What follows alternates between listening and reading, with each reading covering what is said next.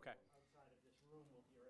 Okay, so the mics are simply not working within the room. They are hearing it at home, so we'll proceed forward with the meeting. Chair recognizes Councillor Witham, who will lead us in the Pledge of Allegiance. Here we go.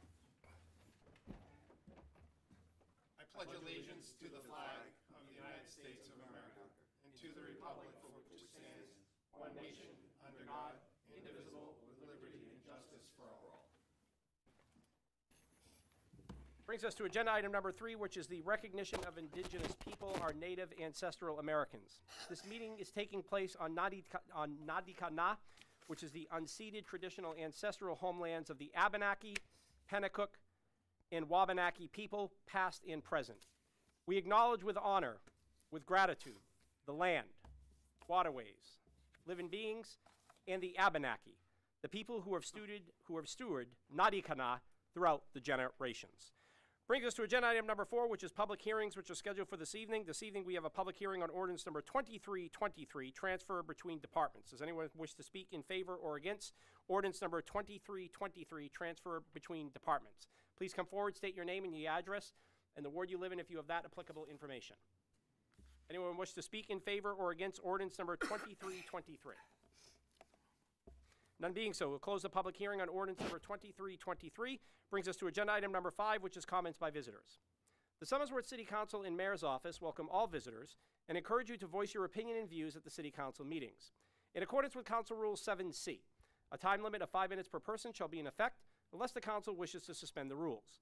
The Speaker shall not enter into any debate with any person, the Mayor, Council members, City Manager, or department heads. At this time, we welcome comments by visitors. Please come forward, state your name, your address, and the ward you live in if you have that applicable information. Any comments by visitors this evening? Good evening and welcome.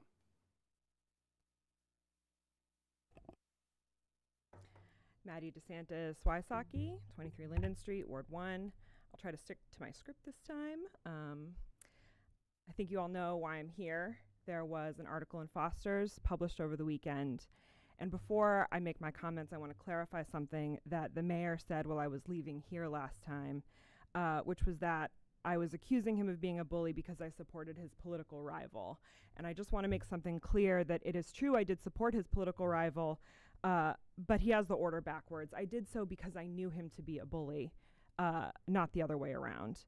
So I'm here, of course, again, because the article about this very behavior, which I have referenced, was the topic of an article over the weekend. And while it was shocking to read, it was not in the least surprising.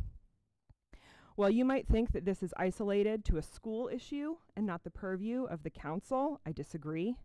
On the most basic level, it shows a pattern of behavior that is absolutely inappropriate for a public servant, let alone the mayor. Secondly, the report showed what so many of us have already known, that the mayor is abusing his power and that a profound conflict of interest exists between the mayor's office and the assistant superintendent's role. If you still had doubts about this conflict, the mayor was reported to have said, while acting in his role as director of district operations, that he would raise the city's tax rate, quote, over his dead body. While it is entirely reasonable for the mayor to hold this position and fervently advocate for it, it is entirely inappropriate for a school administrator to make the city's tax rate their priority when drafting the school's budget. What should be happening is that the school administrator take a look at what would be in the best interest of its students and build a budget that reflects those needs. What has students lost because of this conflict of interest? What have we robbed our students of in this city? Then that budget could be taken to the city where it would then be negotiated. The school budget had nothing to do with students' needs, as we clearly see now, and everything to do with the political optics of the mayor. Simply because the school administrator in question and the mayor are one and the same person. I believe that it is this reason, it is the council's urgent responsibility to remedy this issue right away. I believe that the mayor should resign his post and publicly apologize for the shame he has brought to his office, this city, and most importantly to the teachers and students that he has mistreated. It is a black eye on the city that we turn a blind eye to this misbehavior. If we If we are to redeem ourselves, we must deal with the problem head on and draw a line in the sand about where our values are. Short of that, I believe the city must reinstate the ordinance, which was overturned specifically so that Mayor Hilliard could hold both of these positions, and put the mayor back as ex officio of the school board. This was the longtime rule in this city, specifically overturned. No school employee should be permitted to serve as mayor. Let's prevent this from happening again while we still can. Thank you for your time. I know you don't like it when people make comments and leave, but I have a 9-month-old who was crying when I left. So I gotta go take care of him. Thank you. Thank you. Any further comments by visitors this evening? Any further comments by visitors? None being so, it brings us to agenda item number 5, which is the 6, which is the consent calendar. I'll put my glasses back on. Chair will approve a motion. I'll move we adopt the consent calendar as presented. Councillor Austin moves that the consent calendar be adopted as presented, seconded by Councillor Gibson. Question before the council is on the adoption of the consent calendar. All those in favor, please state by saying aye. Aye. All those opposed, no. The ayes appear to have it. The ayes have it, and the consent calendar is adopted. Brings us to agenda item number 7, which is comments by councillors. Any comments by councillors this evening? Councillor Vincent. Thank you. Gibson. Thank you, Your Honor. The comments that were just made by the comments by visitors, I'm a person who believes in that there is a way to do things. None of us are perfect, but some of the things that were just said about the mayor are not true. And I'm not going to get in a big debate here. There's a process that goes on here that we deal with. And this was too premature. Don't like it. Don't like it at all. You know, it's like we have a court system that, you know, you're innocent until proven guilty, and it ain't going to happen this way. For what this guy over here has done for this city, to do that to him is just, it's just disgusting. The guy bleeds blue, like that guy right there did, Jim Macklin. And to attack him is not right. You know, I'll just leave it at that. Thank you. Further comments by councillors. Councillor Gibson. You bring up the old portion of the city charter that referred to holding positions vis-a-vis the school district. Well, you're a little late to the party. I fought that battle. I was an opponent of the mayor serving at the time. But one thing that I found out after serving 14 years on the school board was I got to know the person. What you're describing is not the person I know. And I'd also have to ask a question of, as a school board member, how could you let things degenerate to the point where you feel it's necessary to suspend both senior operating officers in the district?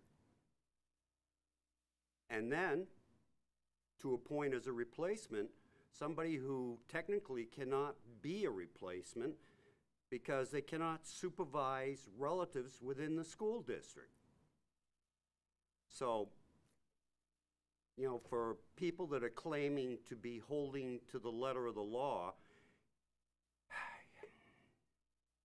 I really question what's going on with you people. I've been concerned about it for a period of time now. And to stand up here and say that this man is a bully, I have a hard time believing. I have seen him as a teacher, as an assistant principal, and as a principal. By that time, I was off the school board, so I can't speak to his role now, but he would have had to have been on drugs to suddenly change that radically. So I question what is going on here. Thank you. Further comments by councilors? Any further comments by councilors? Councilor Austin, and then Girding. Thank you, Your Honor. Couple of comments here. Reference was made to the article in the Fosters over the weekend. I would remind everybody that there's at least two sides to every story. And what we have seen is one side.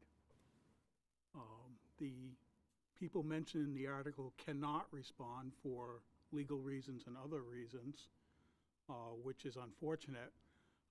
And we may never know what the second side of that story is, but I would caution people to not jump to conclusions and pronounce guilt before you know exactly what's going on.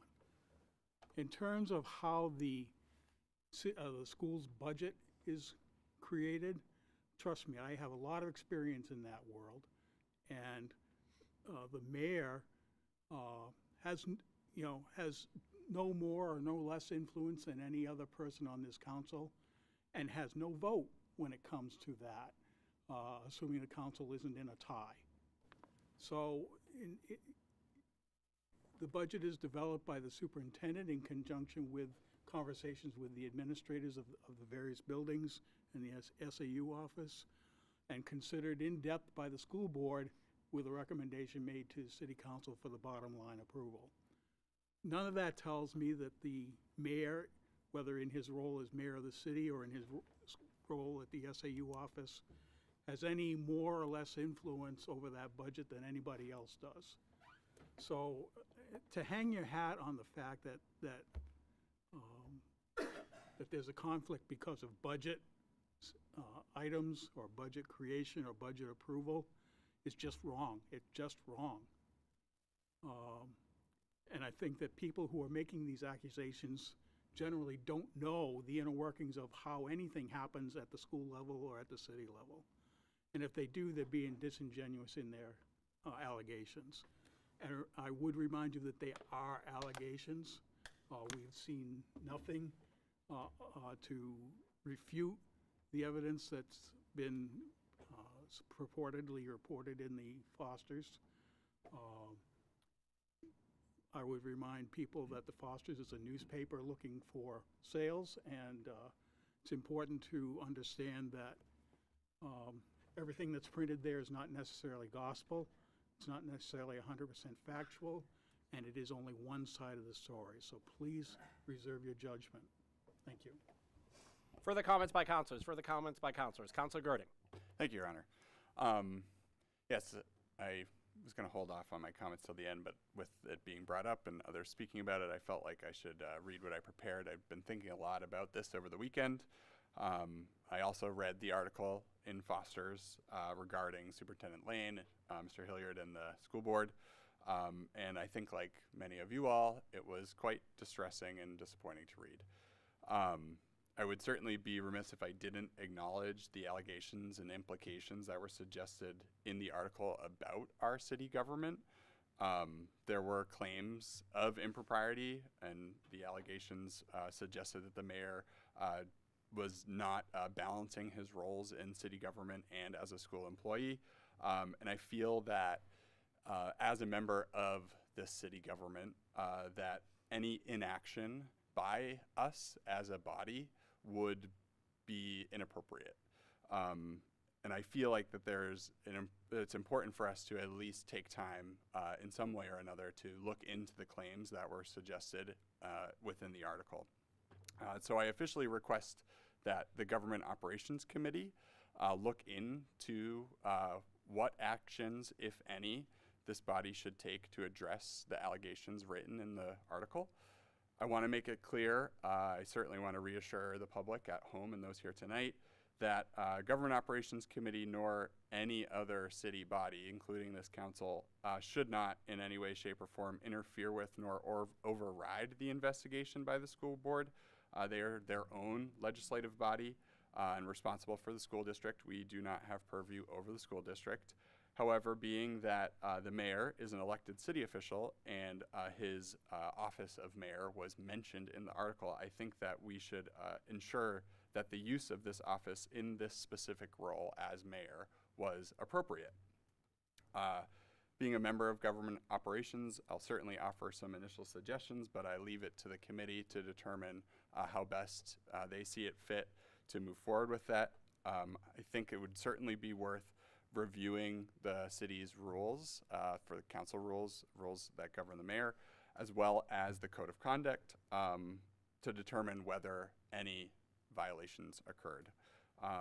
Certainly also open to looking into the investigation that took place. Certainly, if it's amenable to the committee, potentially have access to the materials that were utilized in the investigation, or conduct interviews of our own just to determine essentially whether there were violations of the rules or the code of conduct.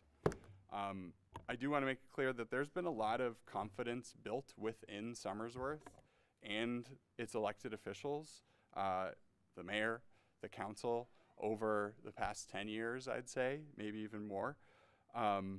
Certainly, the state and federal government has been chaotic and messy, and I've taken a lot of pride as a city official, elected official, that Somersworth has proven to be effective at this time. And I feel like even in the face of these allegations, I think it's imperative that we continue to remain effective and reassure the public that we are responsive and respectful of our roles here on, in front of you all tonight. So regardless of the outcomes of this, the committee and what the committee finds, I do hope, I know many of you all hope, that we can at least preserve the sanctity of the office of mayor and reassure the public that we are confident when we say that there were no violations that occurred. So I will leave it at that. Thank you. Further comments by councilors. Councilor Messier and then Witham.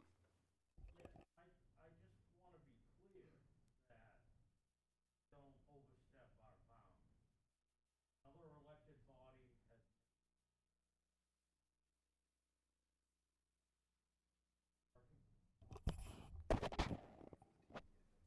You can hear it? Well, anyway, my point. Now you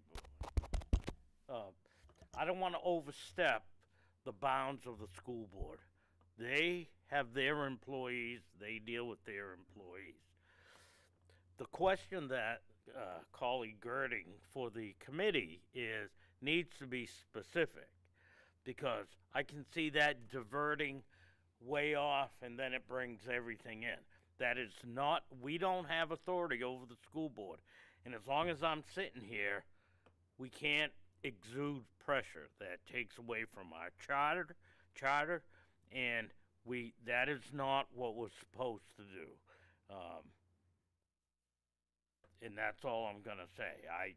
We're treading on we're treading down a path that I don't know where it's gonna end, but we need to let the process for the school board go through and then deal with it from there. I have my opinions, but they've made a choice. They've set a path that they want to go down, and they need to, as they see fit, I guess, fulfill their path in their journey. And I'm not going to exude city council pressure or be perceived as that, so I'll leave it as that. Thank you. Further comments by councilors. Councilor Witham. Thank you. Like Councilor Girding, I was going to conclude my remarks tonight talking a bit about this issue, and I'd written a note to myself, the elephant in the room. I'm not so sure it is anymore after the conversation that's been started here. Over the last month or so, a number of residents, when I've seen them out in public, whether that be at church, at a ball game, or what have you, in an aisle at Home Depot, have asked me what's going on with the school department. They've heard there's been some level of unease, and now we see the Foster's article, which seemingly provides a bit more detail. And the answer to them is, I don't know. And after the Foster's article of last week, I say I now know what you know, what was written in the Foster's. And you could take it for what it's worth. as has been shared by some other city councilors.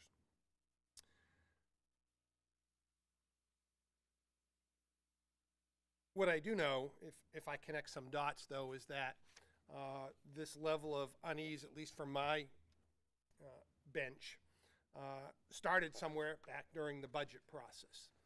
And I've shared with the community every budget cycle. I use the word hate. It's a strong word, but I hate the budget process because it is perhaps the one thing that we deal with once a year that stirs emotion,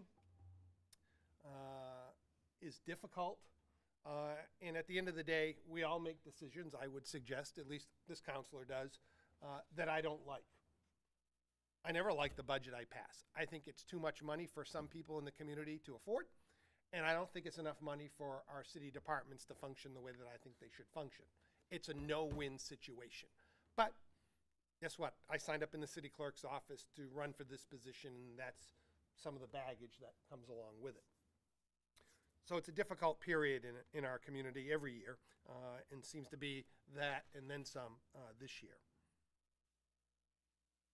From what I understand, and again, from the information in the Fosters, because I have no other place to glean information, nothing has been shared with me by the school board, by the mayor, by the city manager, or anybody else, is that this is still an active and an ongoing investigatory process.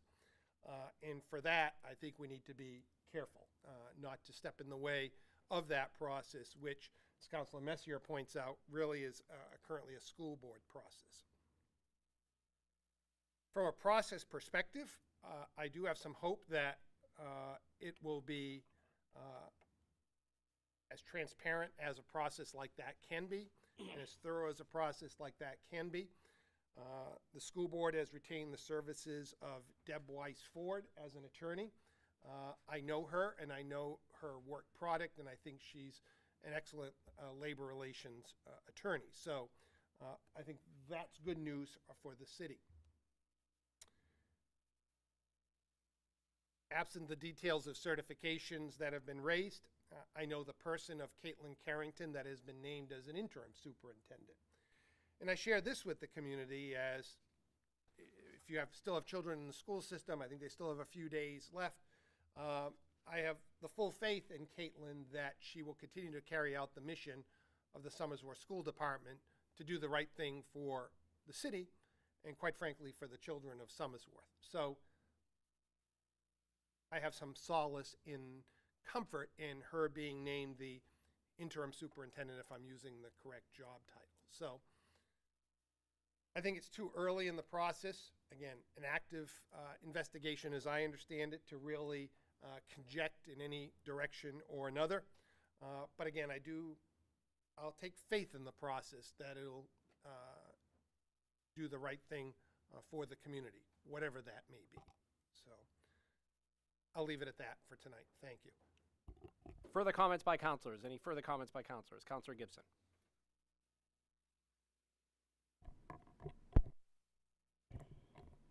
Just to clarify, I was not questioning the credentials of Ms. Carrington.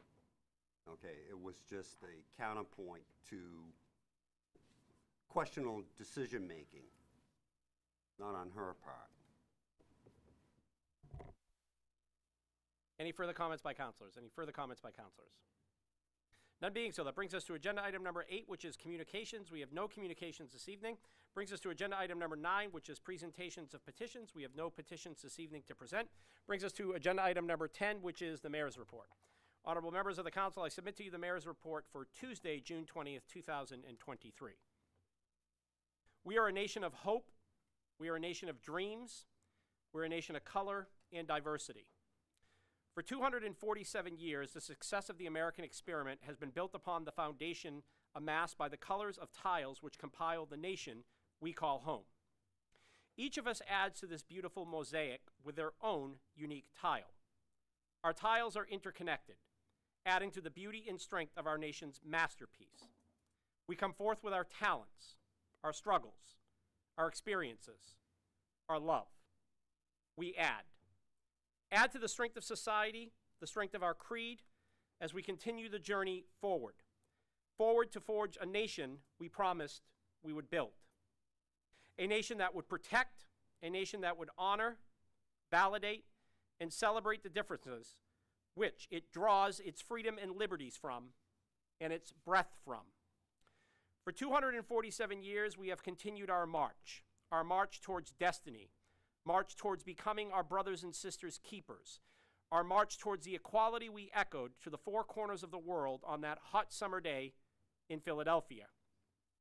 We have overcome the demons which have smashed the very mosaic we have created, the salvage of slavery, the denial of the right of suffrage to women, the oppression of immigrants, and the disparity of Jim Crow.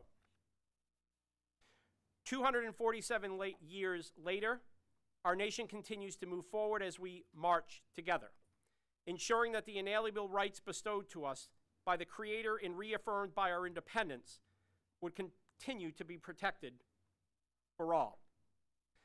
This month we celebrate, we honor, we echo our pride. We celebrate all members of the LGBTQ+ community who have continued to carry the torch of justice despite the acts of bigotry and violence. We celebrate how far we have journeyed, from the closets of oppression to the halls of legislatures and governments. We say thank you for those who have stood before us through the jeers, the barrage of hate, the punches.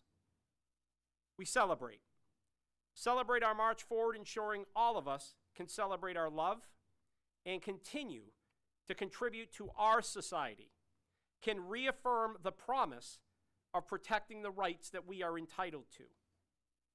We celebrate our gains, each step along our march to equality for all. The colors of the rainbow flag remind us of how diverse the LGBTQ+ community is, how diverse our nation is. Each color of the flag shines in its own individual way, yet when sewn together becomes an inseparable unity, illuminating the sky for all of us to see. This month, this June Pride Month, we celebrate. We celebrate how far we have come and remind ourselves as a community and nation how far we still must journey. The recent acts which took place in Concord with a white supremacist group terrorizing a local Somersworth business owner and his establishment further reflect that our journey is far from over. Reminded here in the state of New Hampshire that hate still exists. For until every person within our nation is afforded the right they were promised on July 4th, 1776, the march of equality will never end. Until every person is treated with the human dignity they deserve, our work will never end. This month, let the colors of the rainbow continue to shine. This month, let us celebrate the diversity that makes our state, our nation, our city so strong. This month, let us celebrate each other and all the fine qualities each of us continue to bring to the mosaic we call life. Happy Pride. A historic day took place in Somersworth today as we welcome the mayor and delegation from our sister city, Thetford Mines, Quebec. No, they did not bring asbestos this time for you, Councilor Witham. As ties have once again been strengthened, we look forward to continuing to celebrate each other's rich history and support each other's continuing journey of building a strong community where all can be celebrated and ensuring that each of our communities remain on the move. Under nomination, appointments, and elections, in accordance with the city charter, I am naming the following mayoral appointment. Rebecca England, mayoral appointment to the Somersworth Housing Authority Board of Commissioners with a term to expire in June 2028. Also under nomination, appointments, and elections, in accordance with Council Rule 17 appointments, the following are being brought forward this evening and placed in nomination. Doug Harabin for appointment as an alternate member of the Planning Board with a term to expire in June 2026. In accordance with Council Rule 17, the appointment will remain open until the next regular scheduled meeting. This respectfully concludes my June 20th, 2023 Mayor's Report. Brings us to reports of standing committees, and we will start with the Chair of the Finance Committee, Councilor Witham. We have not met since the last meeting. However, we do have a meeting scheduled for Monday, the 26th at 5 p.m. here in council chambers. Thank you, Council. That brings us to Government Operations Chair, Councilor Michoud. Thank you, Your Honor. The Government Committee met back on June 14th at 4 p.m., 4:30 p.m., right here in the council chambers. And first thing on the agenda was to approve the previous minutes of the meeting held back on May 24th, and that has passed by a 4-0 vote. Next on the agenda was a resolution number 5023, annual flagpole display at Citizens Palace. By the request of the mayor, he asked us to review this resolution and see if we approve of all what we had scheduled for the upcoming year. So after a brief discussion, we all agreed, we liked it, and then Councilor Austin made a motion to not only to support, but also to sponsor this resolution, 5023, and the motion was seconded by Councilor Cameron, and that passed 4-0.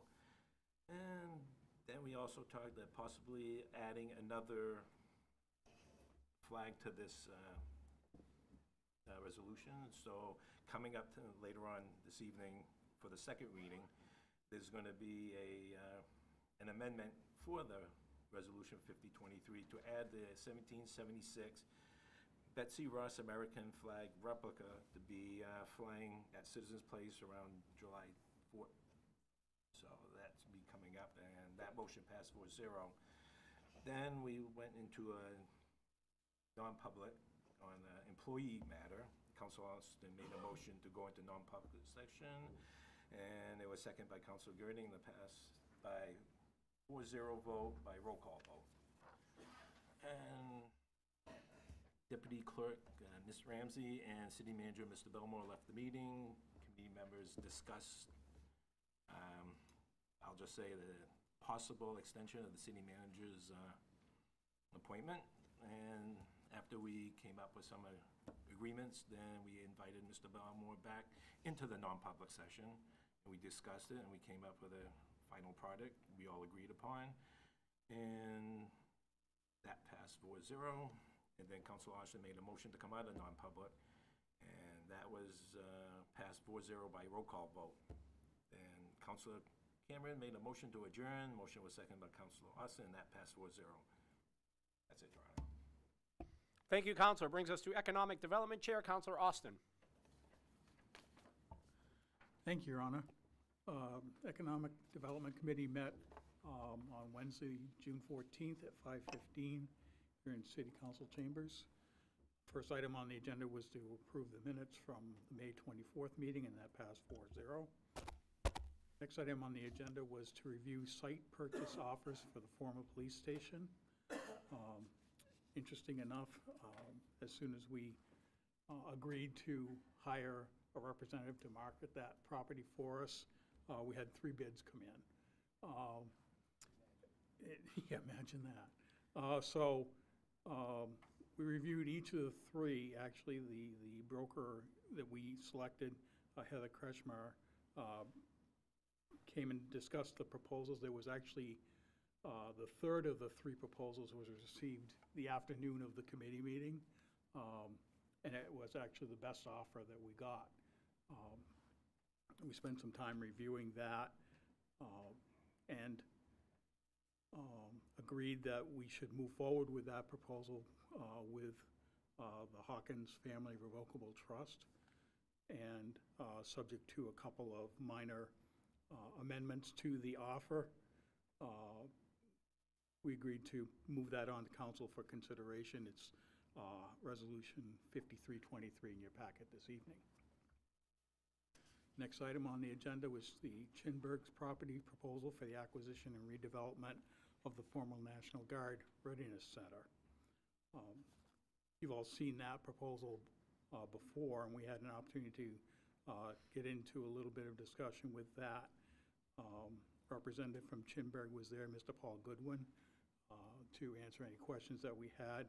He spent some time answering some questions for us. Let's see. We talked about maybe what the building might look like, although it's probably a little early to get into that discussion.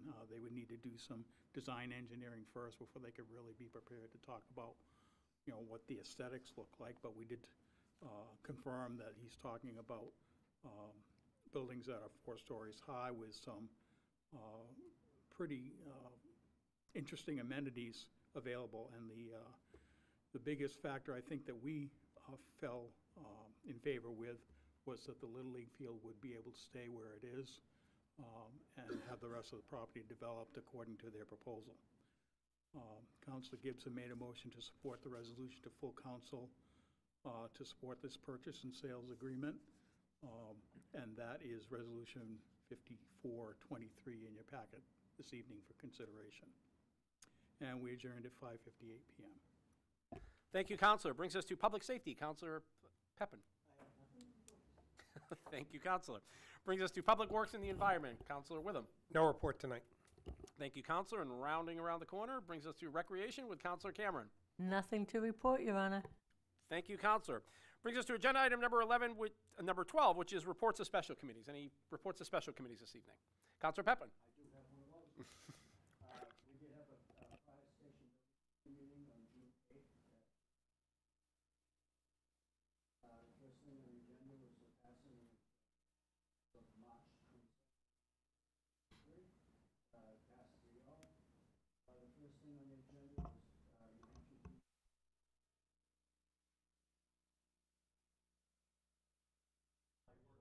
Mic working? There you go. Hey, how about that? Finally plugged in. Thank you. The first thing that was New Hampshire DES project site request. City manager gave us a report prior to the meeting, and we went through the review of it as a soil management plan prepared by Aris Engineering. Basically, the New Hampshire DES has reviewed the plan, and they added some additional information onto it and whatever. And you discussed, the city manager says that Harvey's Construction will be responsible for removing the rest of the contaminated soil that's there. It's basically at the beginning of the new in front of the apparatus floor and in parking lot and the sidewalks, and that's going to have to be removed. So they're going to be responsible for hauling that down to our boneyard that's off of Maple Street. And then we'll be working with New Hampshire DES to find out what type of monitoring wells will be required at that point later on in the thing. They did state that it would probably take about 2 weeks to remove this stuff after they had approval on it. I know they've already started it. If you see now, they've put up, started farming for the sidewalks and stuff like that, and for the ramp right now. So they're in the process of doing that. The station will probably be completed at the end of June in the inside work. The outside is still scheduled for the middle of July. So hopefully that will be completed in the middle of July.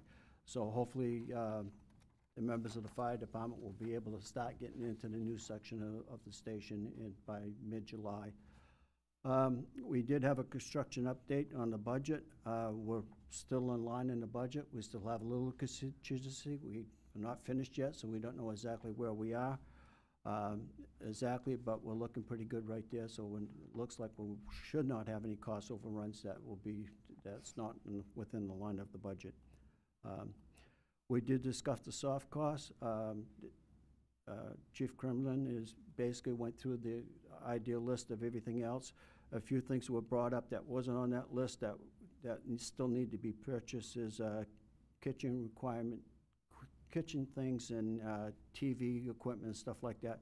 The committee did vote to not go out to bid as Councilman Withing reported last time. It's pretty hard to go out for bid for something like this. It's not like a school department where they have 4 or 5 companies bidding on desk and monitors and everything else. It's kind of like fire stations are not that way, so it's pretty hard to.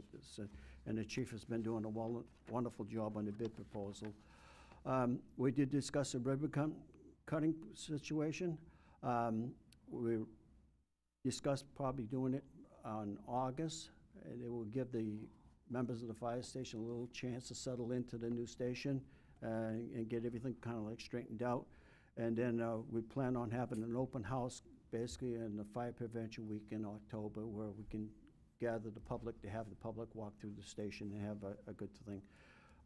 What was discussed was probably just prior to a council meeting, probably have a river cutting ceremony at that point, just before the council meeting and stuff ahead of time.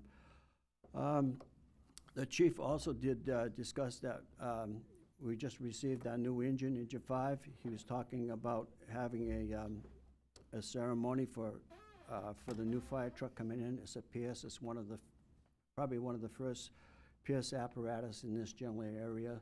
So he's done this in the past for the new forestry unit that we had, and I attended that meeting. It's very, very nice. So we're planning on doing that on the ribbon cutting ceremony at the same time. So if we have all the council members, it would be a very nice thing to do. And we did have a discussion a little bit more about the landscaping that was outside, the things that had to be taken care of, the flagpole, sidewalks, and the parking lot. And we adjourned at 9:14 a.m. Thank you, Councilor. Further reports of special committees. Any further reports of special committees? Councilor Cameron. Just want to let everybody know that tomorrow, Eyes on 30, will be meeting here at 3 o'clock, and you're welcome to join us. Thank you. Any further reports of special committees? Any further reports of special committees? None being so, City Manager. Thank you, Your Honor. I offer the following comments that were included in my written report for this evening's meeting. Under unfinished business, Resolution 4823 in regards to the development of a solar project on the closed Somersworth Sanitary Landfill Superfund site on Blackwater Road. I just point out that a representative from Amoresco, Mr. Ryan Fahey, is here, in case there's any questions of him, as well as City Special Legal Counsel Gareth Orsman, who's helped us along the way in completing the 3 agreements that are before you for action this evening. And again, as mentioned by the committee chair, Resolution 5023, the annual flagpole displays at City Place, I did provide the simple amendment that they wanted to put forward for consideration perhaps this evening. Under new business, Ordinance 2423 to amend the Administrative Code, Chapter 29, disposal of city property. The Finance Committee met on May 30th and voted to support this ordinance change. For instance, many of our vehicles coming offline are sold for more than $1,000, and currently that's the only authorization the city manager has if the vehicle is not needed in another department to be able to dispose of surplus property. So they are recommending a change from 1,000 to 5,000 would allow these types of sales to occur without having to bring it back to the full council. I did provide you again a red line showing the suggested amendment. This does not include real estate property, by the way. That stands alone on its own. This is just for various or sundry miscellaneous surplus items, and I just used the vehicles as one example. Under resolutions number 5223, that's in regards to authorizing the manager to sign an application for a community development block grant to upgrade the parking lot, install air conditioning, new windows, new playgrounds, upgrade interior classrooms, and make certain building structure improvements at the Somersworth Early Learning Center. Again, the Finance Committee met on May 30th and voted to support this resolution as the city is looking to partner with the YMCA, who have taken over the management and the structure itself that's up off of Bartlett Ave. The YMCA hasn't completed their entire grant package, but they did provide a summary of what the packet would contain, and that was included in your packet, along with some early estimates. So again, it does show their funding needs, and along with this, the councils would need to consider acting upon other documents that are included. That's the 2023 Housing and Community Development Plan, and a proposed 2023 Somersworth Residential Anti-Displacement Relocation Assistance Plan. And some of you, perhaps all of you, when the RAD project was completed, we had to do those certain plans also. So this is just a simple update to those particular plans. And in order for this to take place, we do need to schedule, Your Honor, a public hearing at the next regular City Council meeting on July 10th. There is a deadline in order to get the grant before the state before the end of July. Without objection, we'll schedule that public hearing.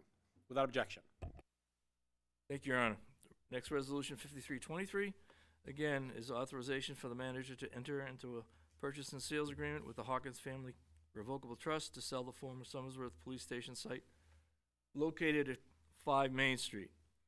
The Economic Development Committee again met June 14th, as reported out by the chair, to discuss selling the former police station.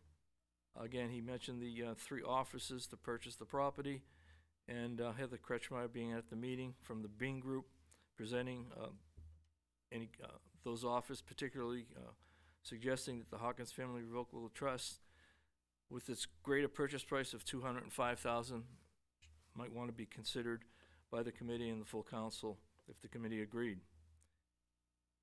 Committee members intend to request council rules be waived to allow for a second reading and vote. And I did want to make it clear that I did provide you a little map of the lot.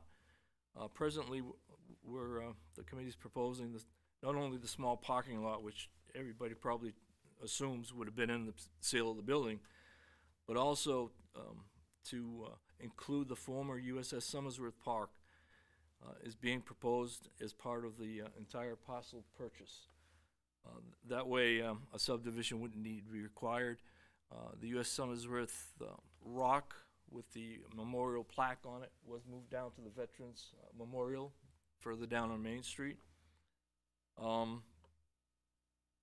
any event, I did provide you a copy of the proposal received from Hawkins family, and we did report out there were 2 other offers. And I did mention to me earlier that Mr. Hawkins is here. He has a rendition, and asked that the council consider allowing him to, if you move forward with a second reading, allowing him to offer a few comments and perhaps answer a question or 2.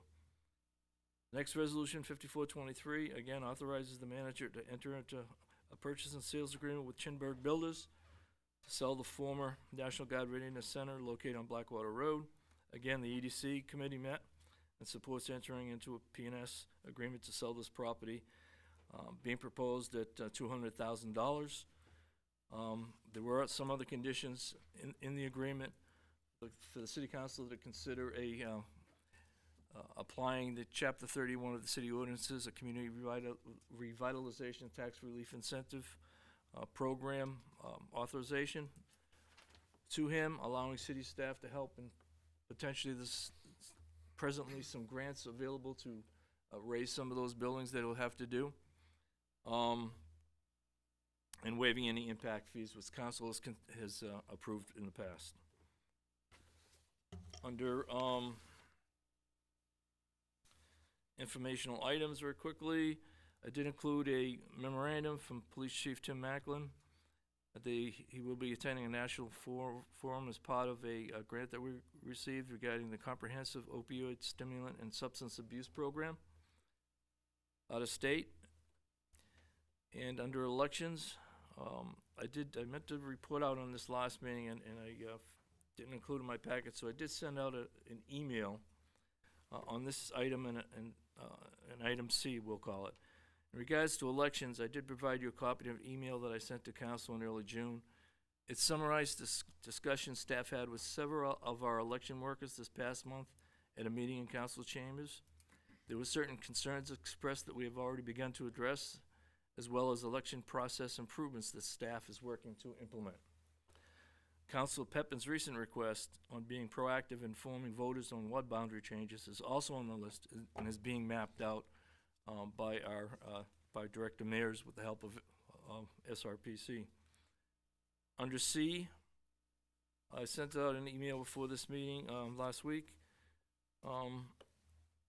The Lamprey Regional Cooperative submitted a request to sign a joinder agreement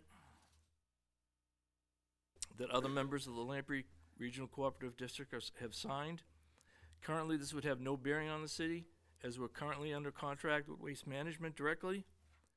However, signing the joinder agreement now may give the city an opportunity to participate in the co-op when our current agreement expires. They negotiated tipping fees with Waste Management for the co-ops, various communities in the co-op's disposal. At some point next year, Waste Management representative did inform me that they will be working on a proposal to present to the city, and we can then discuss what option would be more beneficial to the city of Somersworth, either contracting directly with Waste Management or joining the co-op contract in regards to our tipping fees. So without objection, I'll be signing the joinder agreement with the Lamprey Regional in regards to community waste disposal pricing. And that concludes my report, Your Honor. Thank you. Thank you, Mr. Manager. Brings us to agenda item number 13, which is nomination, appointments, and elections. In accordance with the city charter, I am naming the following mayoral appointment. Rebecca England, mayoral appointment to the Somersworth Housing Authority Board of Commissioners with a term to expire in June 2028. Also under nomination, appointments, and elections, in accordance with Council Rule 17, appointments, the following is being brought forward this evening and placed in nomination. Doug Harriman for appointment as an alternate member to the Planning Board with a term to expire in June 2026. In accordance with Council Rule 17, the appointment will remain open until the next regular scheduled meeting. Brings us to agenda item number 14, which is items which have been placed upon the table. We have no items upon the table. Brings us to agenda item number 15, which is unfinished business. Chair recognizes the clerk for a second reading on ordinance number 2323. Ordinance 2323, transfer between departments. Ordinance number 2323, having been read a first and second time, is open to further amendment. No amendment be it offered, the chair will obtain a motion on ordinance number 2323. Councilor Witham. Move for adoption of the ordinance. Councilor Witham moves the adoption of ordinance number 2323, seconded by Councilor Girding. Discussion. Councilor Messier. Concerning the fire department, I guess you could say, or I would say, overruns of $200,000. A portion of that, I believe, was one of the fire trucks needed to be overhauled because the engine blown. And I remember from, or I believe, I remember from the Public Works, or the Public Safety meeting, I asked the question, is this gonna come out of the budget, firefighting budget, or is that gonna be here tonight? And I was told, is my recollection, that it was gonna come out of the budget. But I guess it is, because it seems to continually, every year, the fire department overruns their budget, and the police department needs to compensate. So I have a suggestion for the next budget cycle, that the police chief meet with the fire chief and ask them, how much do you think you're gonna be over budget, so that they can budget it, then we don't have to be here in June of 2024 doing this. I'll approve it, but every year, it seems to be the only department that overruns the budget. And the PD has to fix it. So, that's my comment, and that's all I'll say. Question for the council is on the adoption of ordinance number 2323. Further discussion. Councilor Witham, and then Vincent. Thank you. Councilor Messier is right that every year we do have typically a transfer ordinance. However, every year it is not the police department bailing out the fire department. I believe the year prior was Public Works that overran the budget due to more snow removal than anticipated. Perhaps is correct that, at least in recent years, the police department has been the department which has money left over at the end of the year, in large part due to the fact that there have been staffing shortages there to no fault of the chief or the agency, just the fact that it's been difficult to retain police officers, whether it's here in Somersworth, Rochester, or state police, right? Every police agency is struggling with that. Councilor Messier is correct that the overages in the fire department this year were attributed in large part to significant mechanical equipment failures, which were not anticipated and as a result not budgeted for.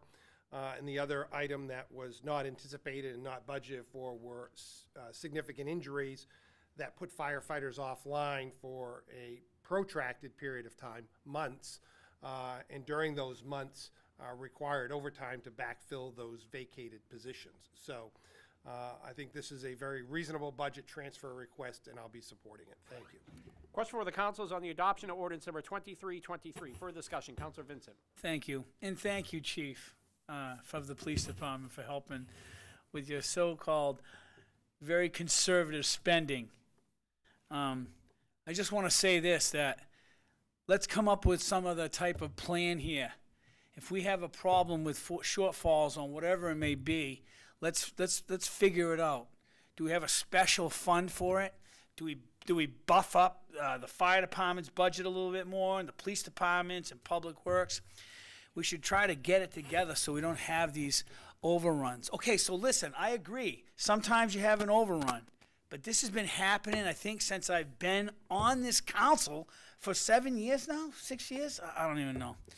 So I just would like to try to get it together, because what happens is so we say the budget for whatever department's 100,000, and we go over 10. That's like saying, okay, we didn't plan well. Even though I get it, you have things that come up that are unexpected. But 5 or 6 years in a row, let's try to get it together, please. Thank you. Question for the council is on the adoption of ordinance number 2323. Further discussion, Councilor Austin and then Gibson. Councilor Austin. Thank you, Your Honor. I would just remind council that we operate with one bucket of money, and this is just a procedure to move the money from one department to another. But it's one bucket of money. It's the taxpayers pay their taxes, and it comes to the city, and this is just the legal way that we have to allocate the money from one department to the other. This isn't symptomatic of an underlying problem or anything like that. It's just a procedural thing. Thank you. Question for the council is on the adoption of ordinance number 2323. Further discussion, Councilor Gibson. Okay. I agree with both Councilor Vincent and Councilor Austin in their statements. I will say one thing, though. Over recent years, it seems like there have been a lot of equipment issues. I'm not saying laying fault or anything. I just had to have a whole new set of brakes put on my car that I only replaced a short while ago.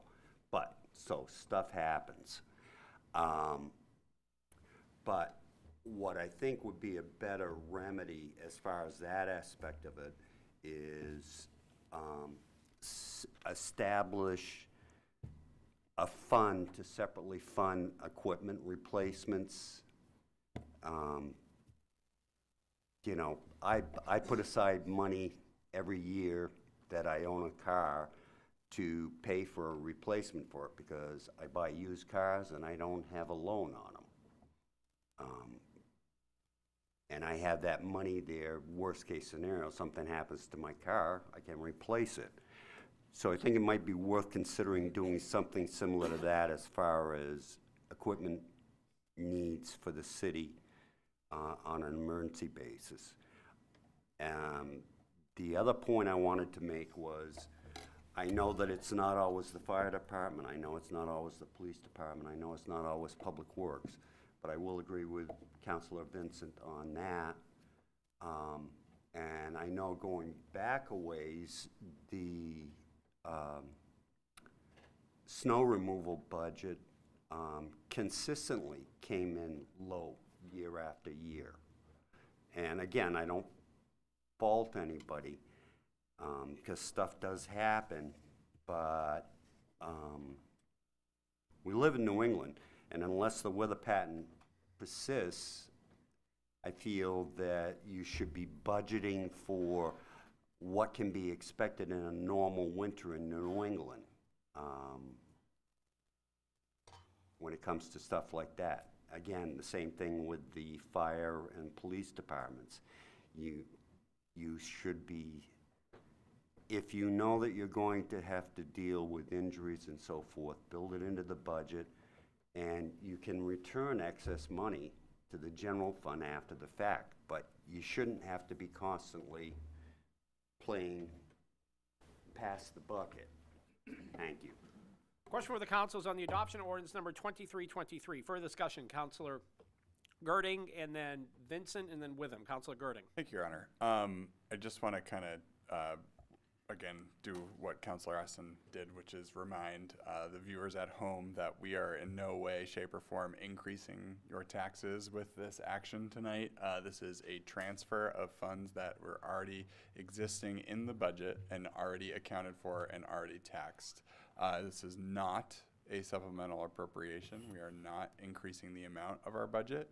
The budget is currently set. We are not going above that amount that we have previously said. I also wanted to mention that maybe this is more just philosophical difference. Don't know if I am 100% in agreement with the additional fund for equipment failures, because we would have to create a new fund or line item in the budget that would in fact increase the budget to be able to accommodate for the amount of money that we would need to put into that fund, which would increase taxes and increase the budget and increase the line items and all that. By doing this, the action we are taking tonight, we are utilizing already budgeted funds to pay for something that we did not foresee, which makes it so that we don't have to increase taxes and increase the budget and all that. So just, that's my philosophical take on that. Thanks. Question for the council is on the adoption of ordinance number 2323. Further discussion. Councilor Vincent and then Witham. Councilor Vincent. Thank you, Your Honor. And I understand that there's no increase. However, if the police department didn't have the money to bail out the fire department right now, or whatever other department, we'd be in a different story. That's all I'm saying. And I'm only thinking that the city manager foresees this coming in some roundabout way. And I don't know if this is what happens. I can only assume, which you know what happens when you assume. Maybe he tells that department, and I don't want to speak for the city manager, I'm only thinking that if you see that there's a department in trouble, then you send out a memo saying spending freeze. I think in years past, working at the fire department, I saw that to try to control, the situation. So thank you. Question for the council is on the adoption of ordinance number 2323. Further discussion. Councilor Witham. I tell you, I hate the budget process because it gives me a headache. This is as procedural an item as we will deal with at the city. I am surprised that we're having any discussion about it, never mind second go-arounds by city councilors. I have a headache.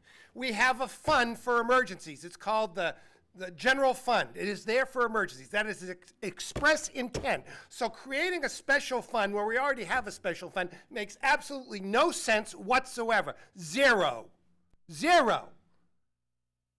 And all of a sudden now we're also asking our department heads to go back and ask their employees, how many of you plan on getting injured in fiscal year 24? I'd be interested to the response to that, because if employees say they have an intent on getting injured, that will help us to budget appropriately. Doesn't make any sense. We do a good job with equipment maintenance. We have a good mechanic. There are equipment maintenance lines. You can't predict some of this stuff. In terms of snow removal, where we've gone over before, it's not Director Babinski's fault. It's not Manager Belmore's fault. It's the fault of Mother Nature. We use a 5-year rolling average. How much did it cost us to remove snow over the last 5 years? That's what we budget. It seems to be a sensible process. It works most of the time, but does it work all of the time? No. And if we can accomplish it within the existing budget, we do that through this very simple administrative process. And if we can't do it through that, we have a general fund which is there for emergencies. I don't get worked up about much in this council chambers, but this one has gotten me worked up because it's nonsense. We shouldn't even be having the conversation. I'm good. Thank you. I feel better. Thank you. Question for the council is on the adoption of ordinance number 2323. Further discussion. None being so, if you're in favor of the adoption of ordinance number 2323, you will state by saying yes. If you're opposed, you will state by saying no. Chair recognizes the clerk to call the roll. Councilor Pepin? Yes. Vincent? Yes. Gibson? Yes. Austin? Yes. Mishu? Yes. Witham? Yes. Girding? Yes. Cameron? Yes. Messier? No. Ordinance number 2323 is adopted. Chair recognizes the clerk for a second reading on Resolution 4623. Resolution 4623, to establish a mental health and wellness committee. Resolution 4623, having read a first and second time, is open to further amendment. No amendment being offered, the chair will obtain a motion on Resolution 4623. Councilor Austin. I'll move for the adoption of Resolution 4623. Councilor Austin moves for the adoption of Resolution 4623, seconded by Councilor Michoud. Discussion. Councilor Witham. Yeah, I'm not sure, Your Honor, if you could help out with this. We had the Mental Health and Wellness Coalition, I think Correct. was it. Does that still exist? Is this replacing that? I've kind of lost track of how this all works. This would be replacing that. That is a mayoral commission. This would then stand as a committee. So this would move from something that is within the mayor's office that would leave when the mayor leaves, unless a new mayor coming in wants to reestablish that, to now being a standing committee. Does that answer your question? It does. And again, reading the resolution, I'll be frank, I think the intent is good. I think the committee is way too big and won't be supporting it in its current format. Question for the council is on the adoption of Resolution 4623. Further discussion. Councilor Gibson. After what we just recently went through, I hate to say it, I'd agree with Mr. Weddle.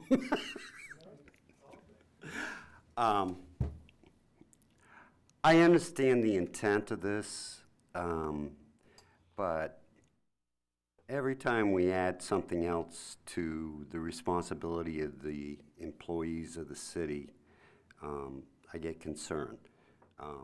They do a very good job and oftentimes go above and beyond. And anytime you establish something that mandates that they participate, I have a little issue with that. And I don't know. I just guess that I'm somewhat of a Luddite, and this just feels wishy-washy to me. Thank you. Question for the council is on the adoption of Resolution 4623. Further discussion. Councilor Austin. Thank you. I think that Councilor Witham's question was perfectly appropriate, and the intent of this is to continue the work of the Mayor's Commission, hopefully on an ongoing basis. I mean, any committee can be established or abolished at any time based on city council action. But the intent here is to create an ongoing entity that will continue to address the mental health and wellness concerns of the city and to work with the city as a whole to move all those things forward.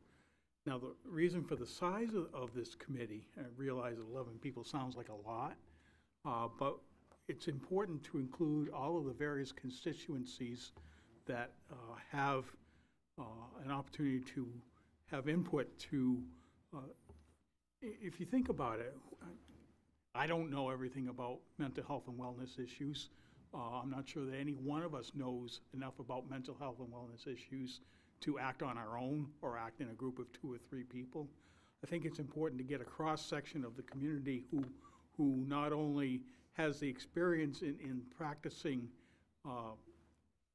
to help these individuals who have these needs, but also to include people who themselves have partaken of opportunities to receive mental health and wellness services so that they can provide firsthand experience to a committee like this to help us better understand what it is we're looking at, what services are needed, what services are available, are they accessible, how do you pay for them, who needs to partner with you to make this community a better place for individuals with mental health and wellness concerns, to make sure that people understand that we are a city that doesn't continue to hold people as some sort of different class of citizen because they have a mental health issue.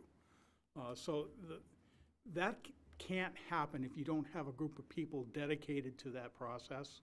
I think that it's easy enough for us to hand it off to another group and say, that's your problem, we don't want to deal with it. This is our attempt to make sure that the city doesn't lose focus on this particular issue and not have the city council be the primary sponsor of this, to have this separate working committee continue to drive this forward. Thank you. Question for the council is on the adoption of Resolution 4623. Further discussion. Councilor Girding. Thank you, Your Honor. Hearing all of the arguments made by the sponsor, Councilor Austin, I will be in full support of this. I think his points about having a large swath and breadth of representation from the community is well noted and I think critical to making this committee effective. I think that having kind of come on this, now 3 years out from the start of the pandemic, I think mental health is of grave concern for most folks, and I think that by creating this, it just reiterates council's support for increasing and kind of raising awareness for mental health and hopefully taking action to improve mental health within our community. So I will happily be in support of this. Thanks. Question for the council is on the adoption of Resolution 4623. Further discussion. None being so, if you are in favor of the adoption of Resolution 4623, you will state by saying yes. If you are opposed, you will state by saying no. Chair recognizes the clerk to call the roll. Counselor Pepin, No. Counselor Vincent, No. Gibson, No. Austin, Yes. Mishu, Yes. Witham, Yes. Girding, Yes. Cameron, Yes. Messier. The resolution is adopted. Chair recognizes the clerk for a second reading on Resolution 4723.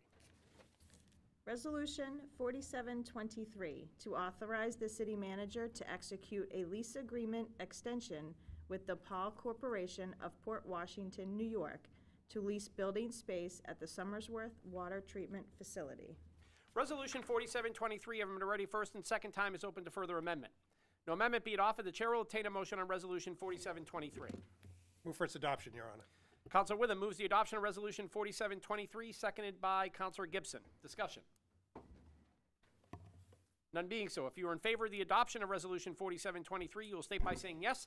If you are opposed, you will state by saying no. Chair recognizes the clerk to call the roll. Counselor Pepin, Yes. Vincent, Yes. Gibson, Yes. Austin, Yes. Mishu, Yes. Witham, Yes. Girding, Yes. Cameron, Yes. Messier. Resolution 4723 is adopted.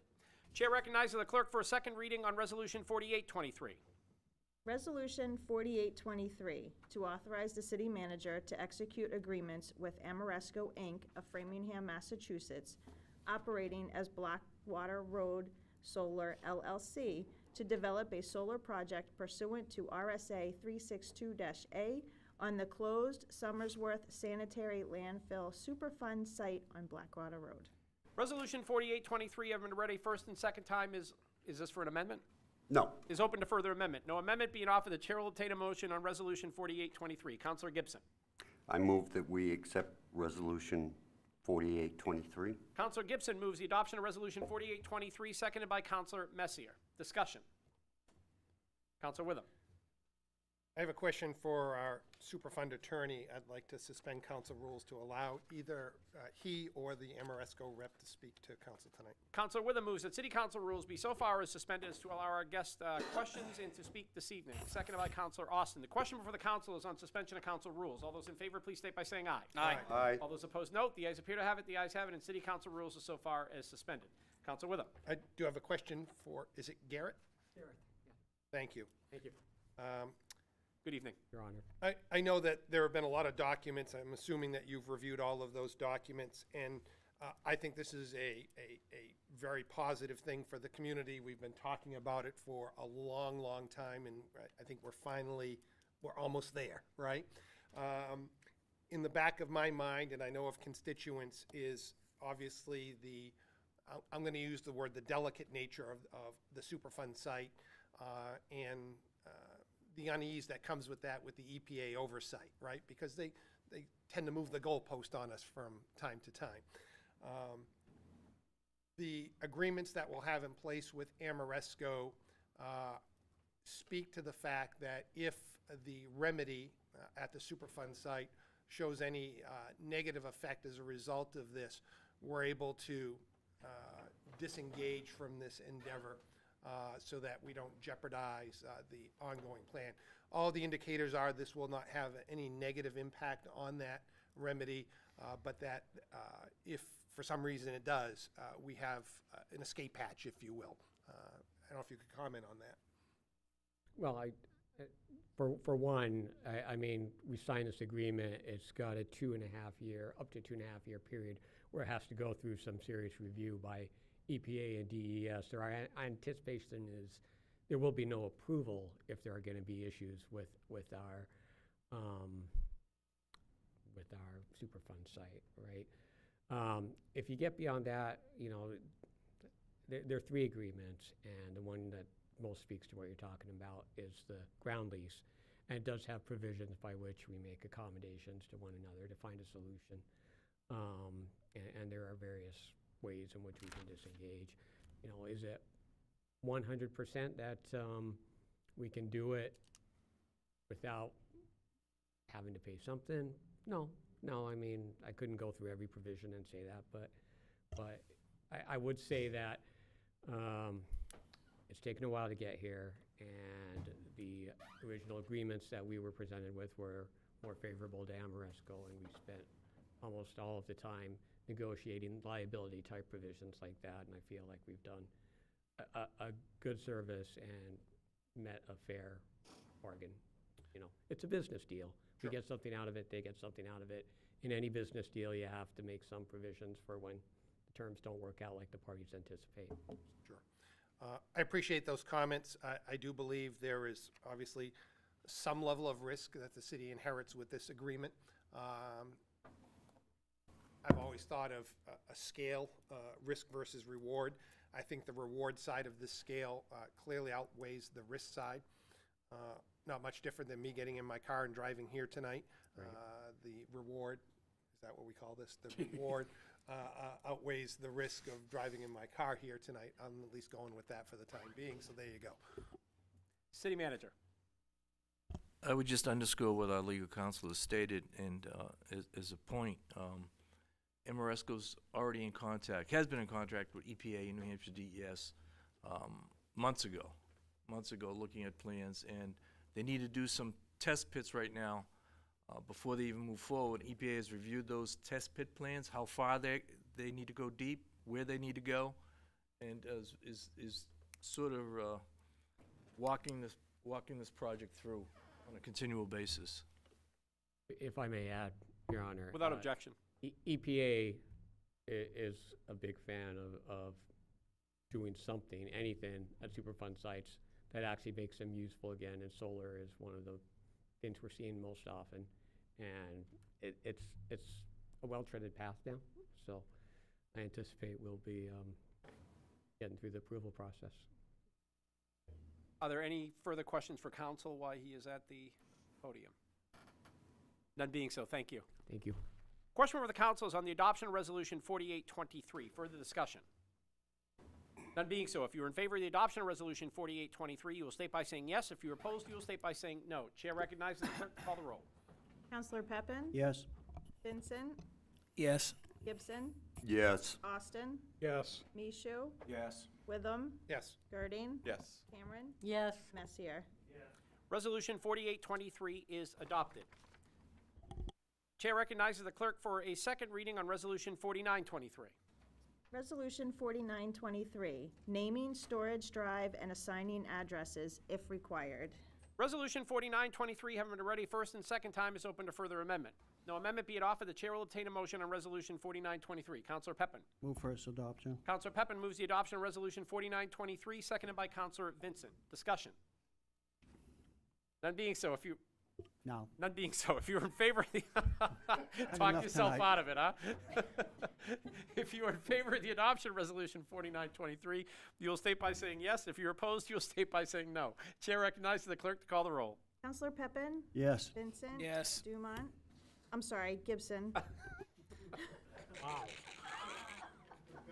He retired, by the way. I'm so sorry. Just say yes or no, Bob, yes or no.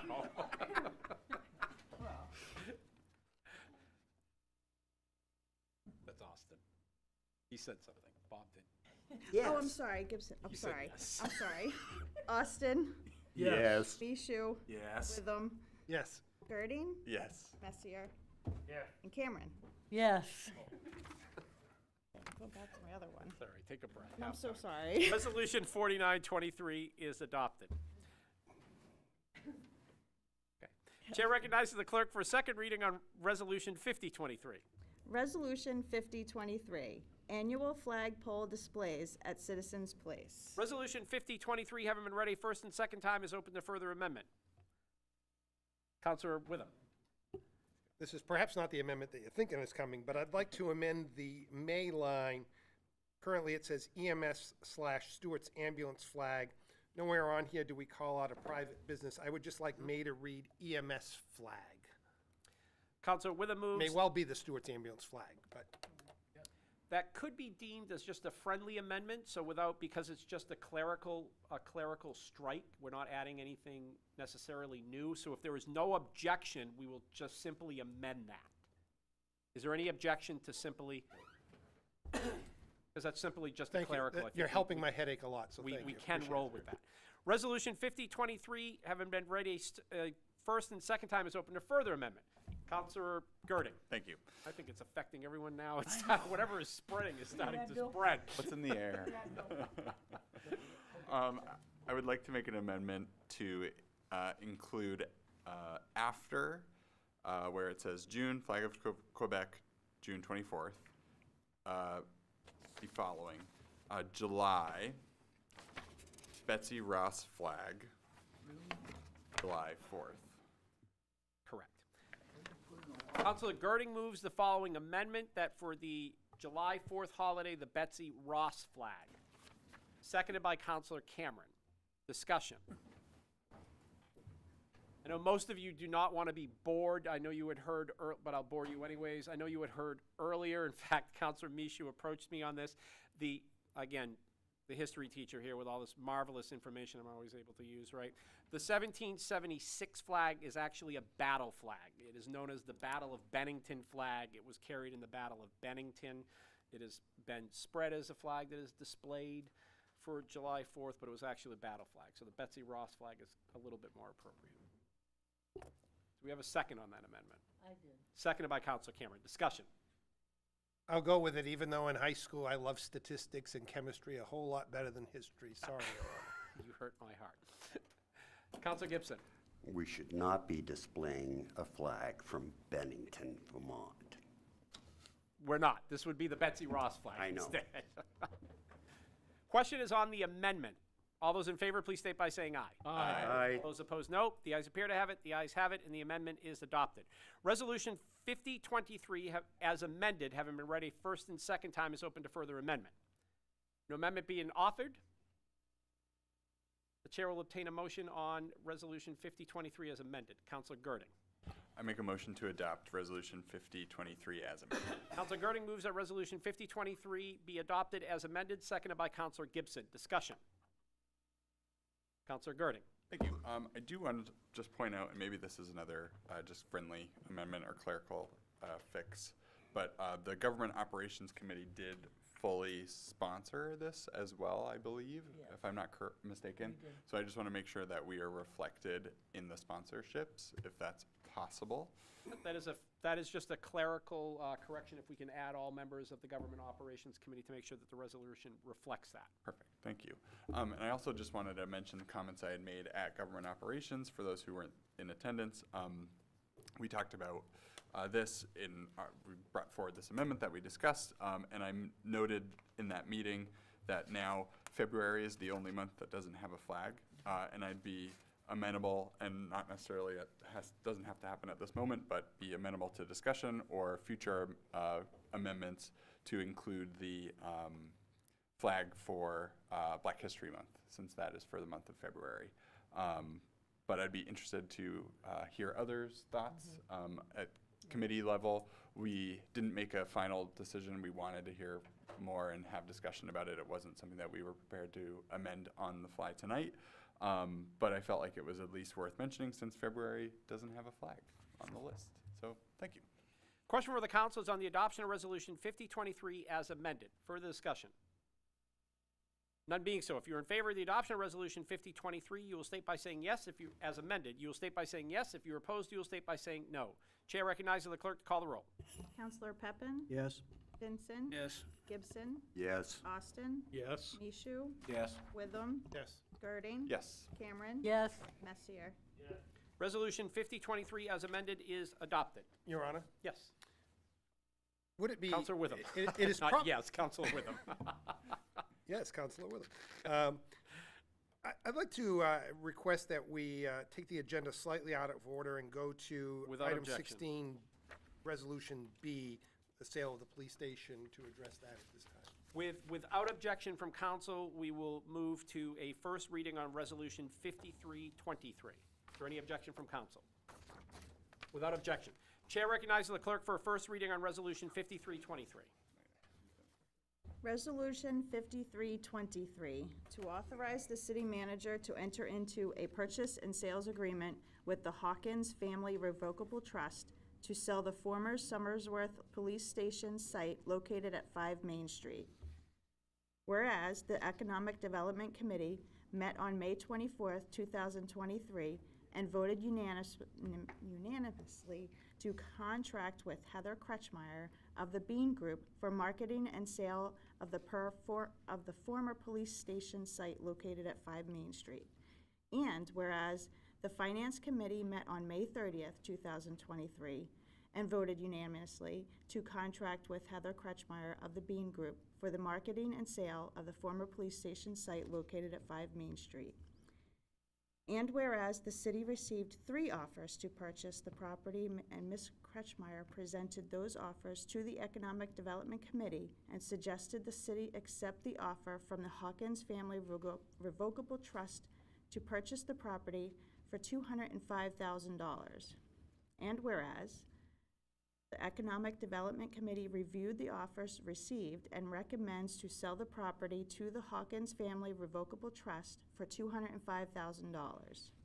Now therefore be it resolved by the City Council of the City of Somersworth that the city manager is authorized to enter into a purchase and sales agreement with the Hawkins Family Revocable Trust to sell the former police station site located at 5 Main Street for $205,000, and to take any other actions determined to be in the best interest of the city to sell this property. Sponsored by Councilors Donald Austin, Robert Gibson, Matt Girding, Robert Mishu, and approved by the city attorney. Council Witham. I'd like to suspend council rules to act on this evening. Council Witham moves that City Council rules be so far as suspended as to allow a second reading on Resolution 5323 this evening, seconded by Councilor Austin. The question before the council is on suspension of council rules. All those in favor, please state by saying aye. Aye. Aye. All those opposed, no. The ayes appear to have it. The ayes have it, and city council rules are so far as suspended. Chair recognizes the clerk for a second reading on Resolution 5323. Resolution 5323, to authorize the city manager to enter into a purchase and sales agreement with the Hawkins Family Revocable Trust to sell the former Somersworth Police Station site located at 5 Main Street. Resolution 5323, having read a first and second time, is open to further amendment. No amendment be it offered, the chair will obtain a motion on Resolution 5323. Councilor Austin. All right, I'll move for its adoption. Councilor Austin moves the adoption of Resolution 5323, seconded by Councilor Gibson. Discussion. I believe Councilor Austin first. You're probably going to make a motion to suspend council rules. Exactly. Councilor Austin moves that city council rules be so far as suspended as to allow our guests this evening to present or answer any questions. Seconded by Councilor Cameron. Question for the council is on suspension of council rules. All those in favor, please state by saying aye. Aye. Aye. All those opposed, no. The ayes appear to have it. The ayes have it, and city council rules are so far as suspended. Good evening. Welcome. Thank you for your patience. Government moves slow sometimes, and sometimes we have to get through several motions in order to allow you to get up here, but we are excited to hear. You guys are doing important work here, so I appreciate you all very much. We're investors in the city of Somersworth, and we have been for almost 14 years now. We did 15 Rocky Hill Road. We've done things on the Hill. We did Winter Street as well, where we love Somersworth because, quite frankly, it's a hidden gem. It gives us the ability to provide affordable housing to families that need it. And I think most importantly is I've been shopping and waiting for the right building to come along for a great project like what we're aspiring to do here. But I just wanted to make sure, we were steadily at work, and it's just myself and my wife, and we've got 3 young kids. But we're really excited about the project, and we just wanted to thank all the counselors for hearing us today. And we're excited for your feedback as well, because we want this to be of the community and a benefit to all the folks in the community. And so I know that moms and dads can have a pretty tough time in the summertime having to work and having people watch their kids. So Playland is a place that they should be able to take them. And in the wintertime, when we've got all that snow removal that we have to pay for, it can be kind of a challenging wintertime getting cooped up in an apartment for 2 or 3 months when it's so cold outside. So we're trying to be very mindful. Lastly, as you see on the map there, 5th and Main, that's kind of a pet project for me, honestly, because my family's all served.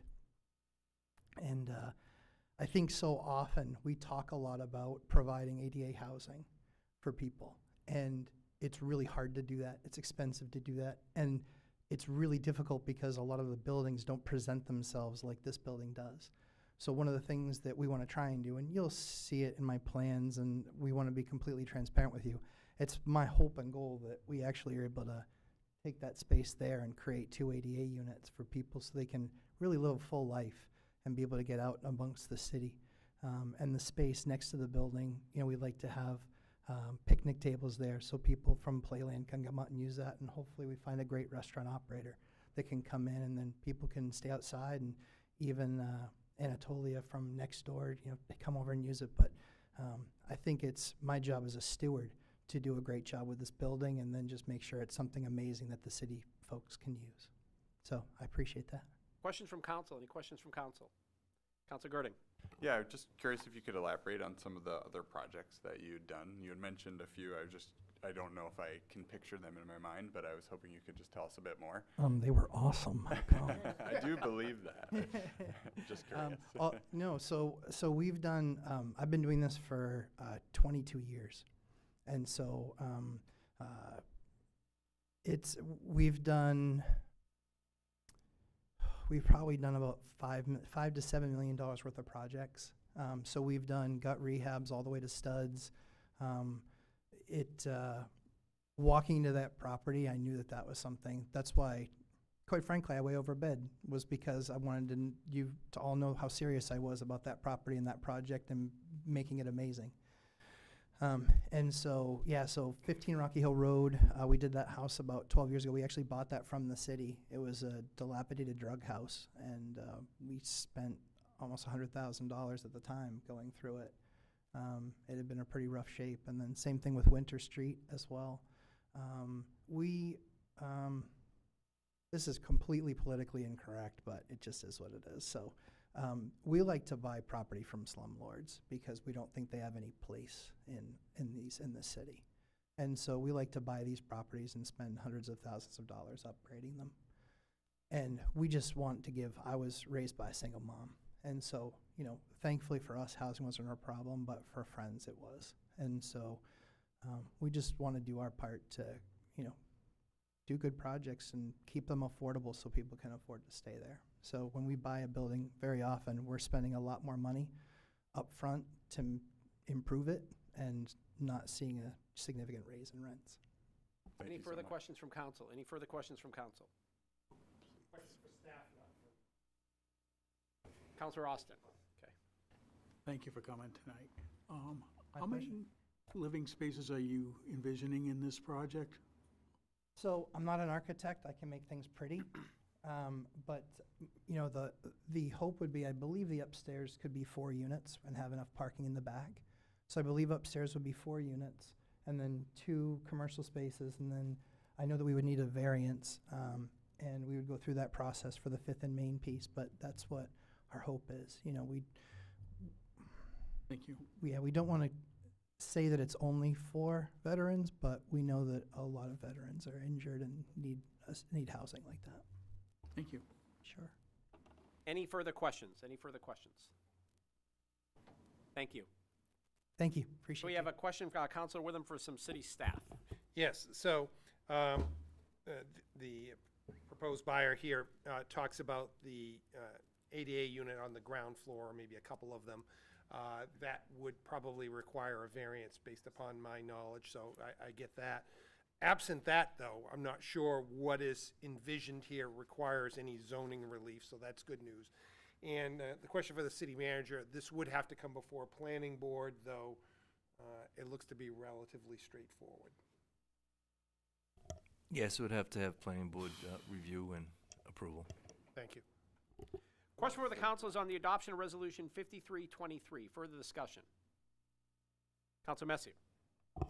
What about the lot next door? Is that all part of this resolution? The City manager. former Somersworth Park? Did you read the paperwork?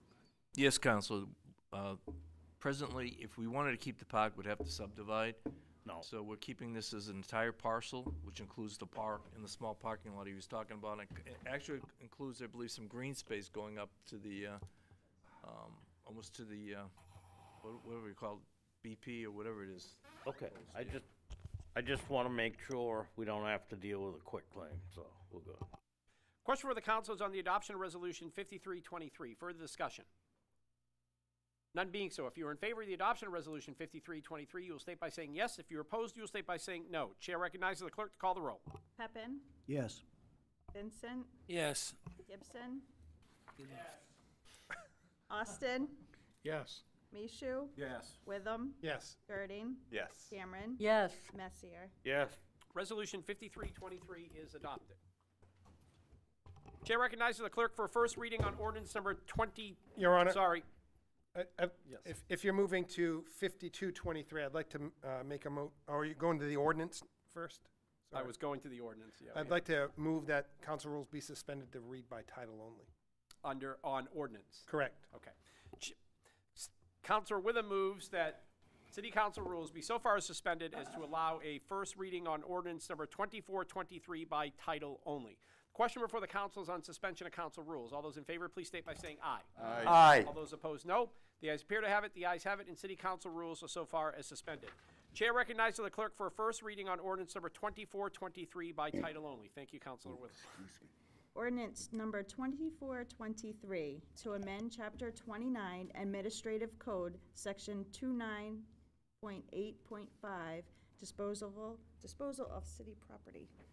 Ordinance number 2423 will remain in first reading until our next regular scheduled meeting pending the public hearing.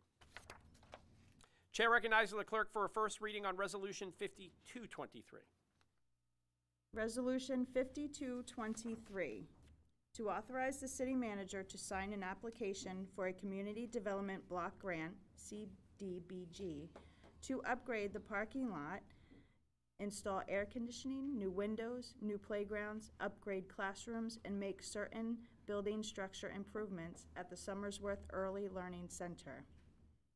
Whereas a public hearing will be held on July 10th, 2023, now therefore be it resolved by the City Council of the City of Somersworth that the City Council authorizes the city manager to sign an application for CDBG grant to upgrade the parking lot, install air conditioning, new windows, new playgrounds, upgrade classrooms, and make certain building structure improvements at the Somersworth Early Learning Center.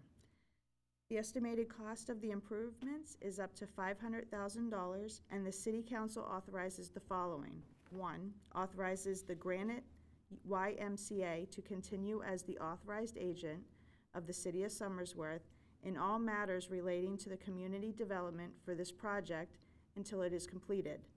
2, authorizes the city manager to enter into a contract with the Stratford Regional Planning Commission for the administration and supervision of this project until it is completed. 3, authorizes the city manager to execute any and all other documents with the State of New Hampshire Community Development Finance Authority, CDFA, which will be necessary to effectuate the purposes of this resolution, and be it further resolved by the City Council of the City of Somersworth that the City Council hereby adopts the 2023 Housing and Community Development Plan and the 2023 Somersworth Residential Anti-Displacement and Relocation Assistance Plan. Sponsored by Councilors David A. Witham, Don Austin, Matt Girding, Robert Gibson, and approved by the City Attorney. Resolution 5223 will remain in first reading until the next regular scheduled meeting. Chair recognizes the clerk for a first reading on Resolution 5423. Resolution 5423 to authorize the city manager to enter into a purchase and What did you just say? Your question? I may have misheard. Okay, we're in the first reading on Resolution 5423. What was the previous? The previous we had taken out of order and done. Oh, okay. It happens. Okay.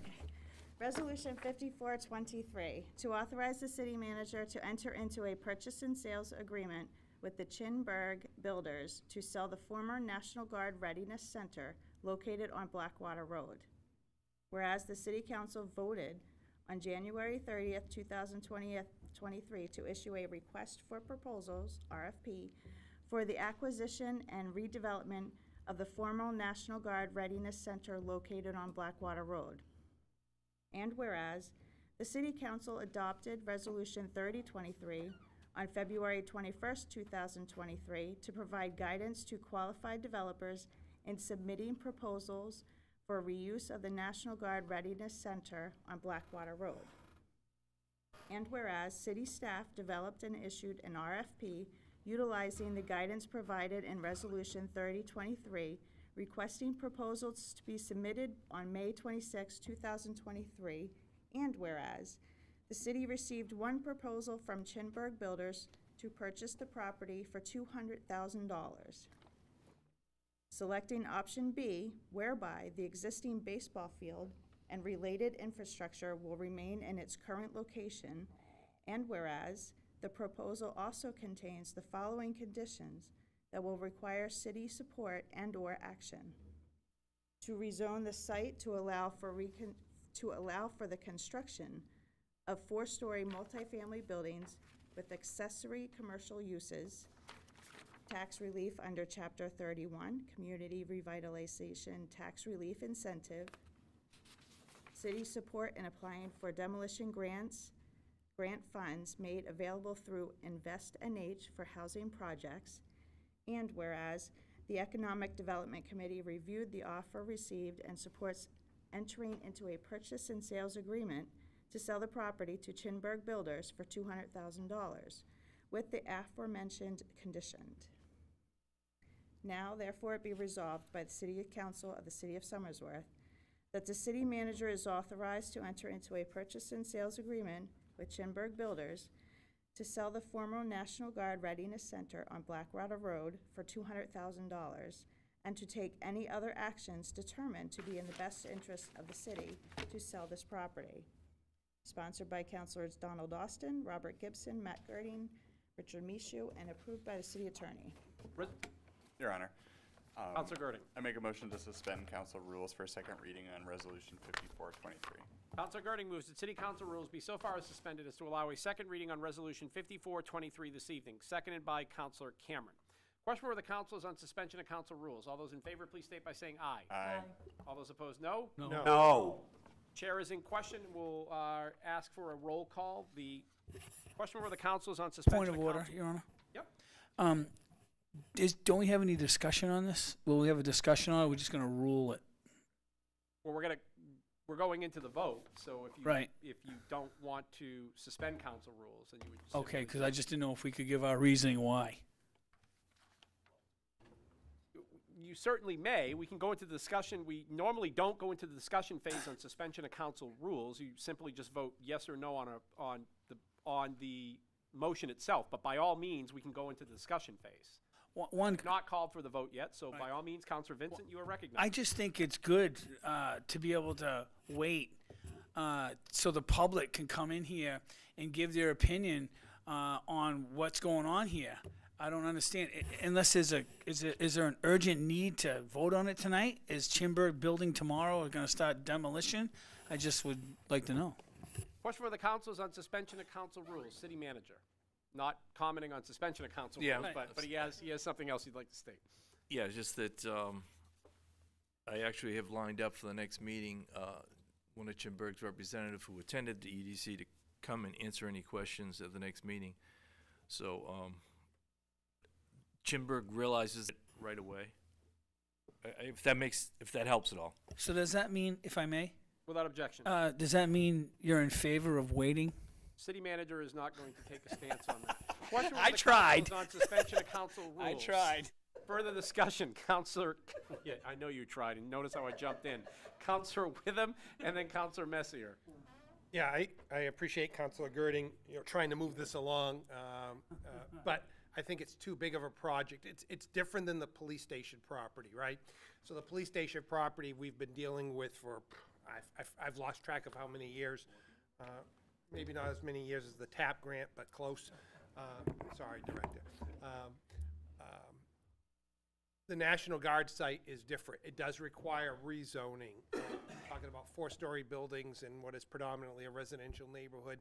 And I think we do deserve to give those folks, if they so choose, an opportunity to connect with us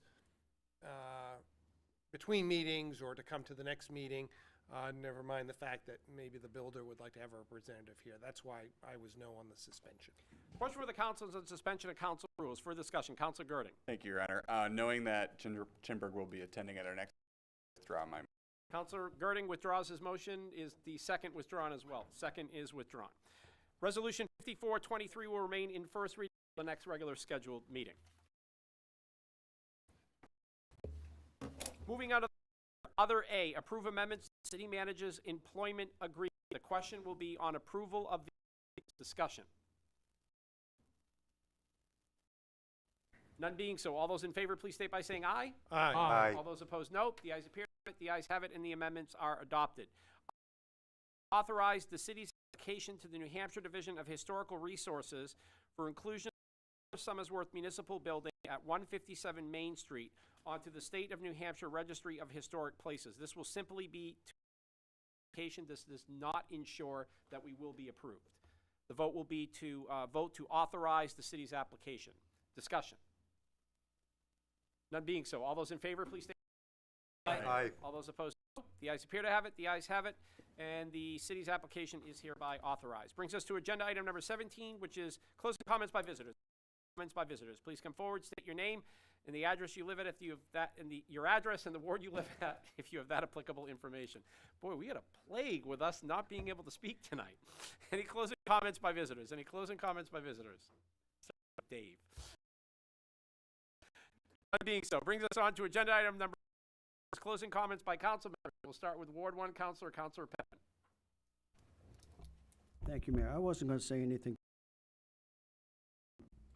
fiasco at the school board right now, but one of the articles that bothered me a little bit about was talking about the budget and about the mayor's like that. Very, very in the many years of trying to get the school department to meet with us, and we've had a good working relationship with the school department. We sit down and talk to the budget. They propose the budget, they go forward with the budget. They bring it in front of us before the council meeting to see if they feel us out, to see if it's willing or whatever. The mayor doesn't even vote on the budget. It's up to us as a city council, the 9 of us, that basically decides if we're going to accept it or not accept it. We don't have any say of where the line items are, but we have the say of the big that the school department gets.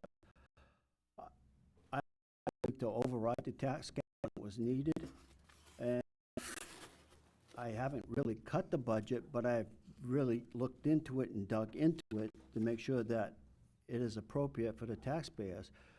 This year here, we didn't override the tax cap. In fact, we were under it with the school department.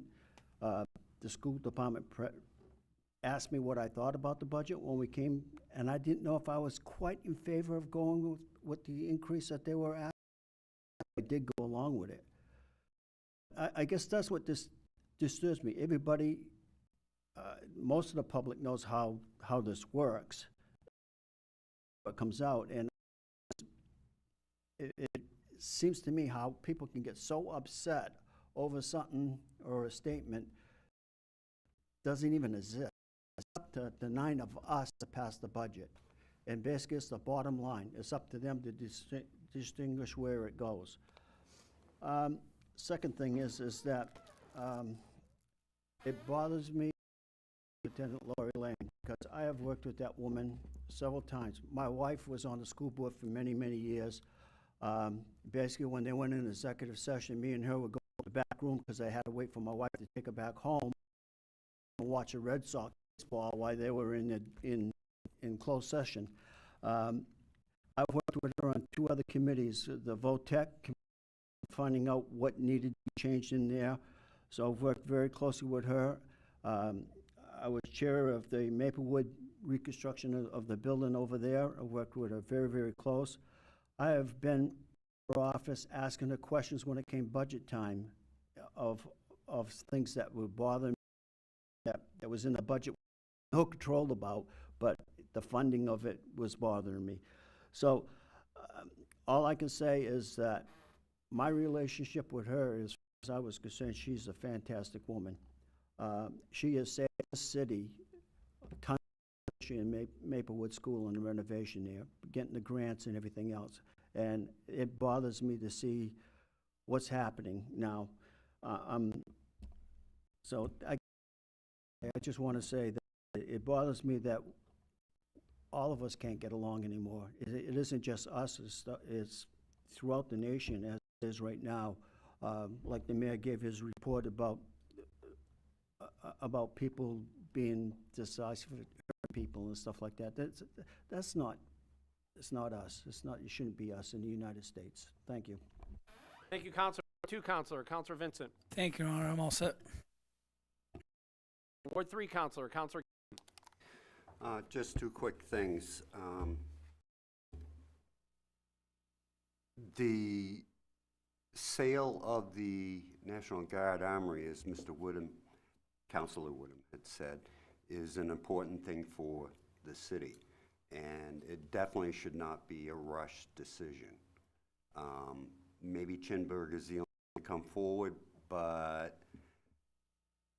I'll be honest, when they suggested what they were thinking about for plans, I'm not really in favor of that as a person, as a member of the community. It's totally well, I won't rattle on that.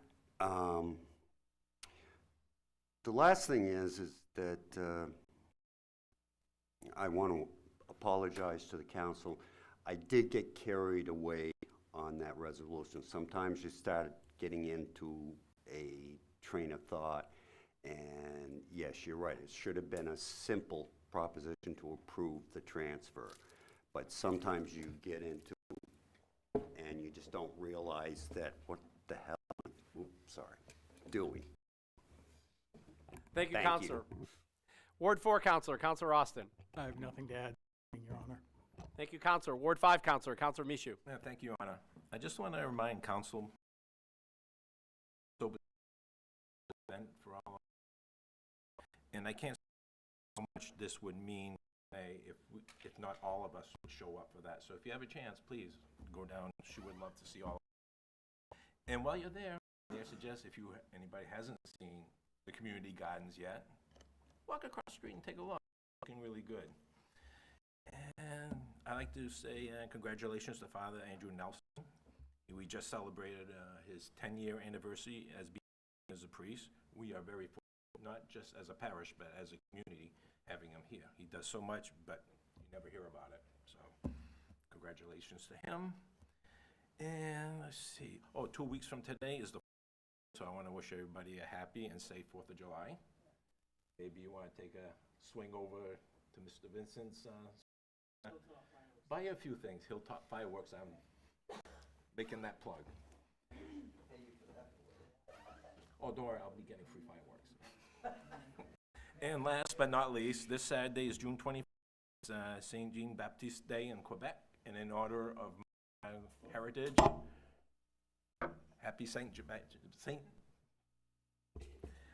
the Baptiste Day. Thank God I don't have to speak French. So that's it for now. Thank you. Thank you, Counselor. Moving to the at-large side, at-large Counselor Witham. First of all, fellow councilors, you need not apologize to me ever. We can certainly have differences of opinion. That is what we're here for, so appreciate that. I've been known to ramble on from time. Trust me. This might be a rambling. I don't know. In front of my name plaque here, you might see a bunch of what appear to be wood chips. And have been anxiously awaiting what this might well be about. So there's a current House bill before the state legislature, House Bill 467. House Bill 467 would mandate poured-in-place rubber surfacing on grounds, if not the entire playground, at least on accessible routes. I would just note out of the gate that poured surfacing is an extremely expensive playground, which is why we get many playgrounds. We do have one example of it here in Somersworth on the small little tot ground in front of Idlehurst Elementary School. And that was purposefully used there to avoid tracking in, what at least for the time being I'll call wood chips, into the building because of its close proximity to the doorway. So that was an use. It is extremely expensive and would add a third or more to the cost of a playground. Again, and I'm not even talking about site preparation to put that down. Now, the intent of the legislation at the state might well be good. It talks about access for persons with disabilities, people in wheelchairs, people that might be walking with crutches and things of that nature. I get that. However, I would argue that it's an unfunded mandate, which is why I'm surprised the New Hampshire Municipal Association supports this legislation, a bit short-sighted in my opinion. And I think short-sighted on behalf of our legislatures, and yet another example of the state passing legislation that'll cost us here at the local level, whether it's in a school department or at a municipal playground. As some of you may know, I do carry a designation of a certified playground safety inspector. Sounds cooler than maybe it is, but it arms me with some particular information to talk about this piece of legislation. So on some playgrounds, you may find surfacing material, which is designed to limit the injury potential from a fall from a play structure, whether that's a slide or a swing. You fall onto something that is soft, right? So back in the day, there was a lot of sand used on playgrounds, right? If you go to Hampton Beach, the state playground at Hampton Beach has sand on it. Yes, you cannot find your way through sand in a wheelchair or on crutches, right? It's not particularly welcoming to those with disabilities. Somewhere along the way, someone thought pea gravel might be a better alternative, but turns out that that doesn't provide the fall protection characteristics, nor does it provide accessibility.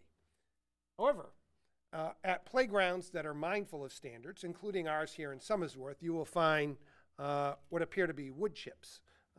But I think as Director Babinski will tell you, you can't just buy these from any vendor. There are only a few vendors in the state that sell what's known as engineered wood fiber. These are of a certain size and dimension that they actually weave together and allow a wheelchair to traverse over them or a person with crutches to traverse over them while still providing the necessary fall protection. So this is a much more affordable alternative than poured-in-place rubber surfacing. So the state is looking to pass on a cost burden to us at the local level where we already have the mechanism in place to protect people as well as to provide for ADA accessibility on playgrounds. There's actually an ASTM standard, American Society of Testing and Materials, standard 1951 that speaks to this. I hope that bill fails. I just have two things to say. First being, just reference back to my earlier comments, there was other discussion about not interfering or overriding in the process with the school board. Again, my recommendation to refer this to government operations, I said it when I first spoke, but I will say it again, it is not my intention to override or put pressure on the school board in any way. It's to reaffirm the public that, at least on the city side of things, that rules and codes of conduct were followed. Second comment is that I've been talking with folks just about like what to do with the funds that the city is hopefully going to receive from the sale of these properties that we've been discussing tonight.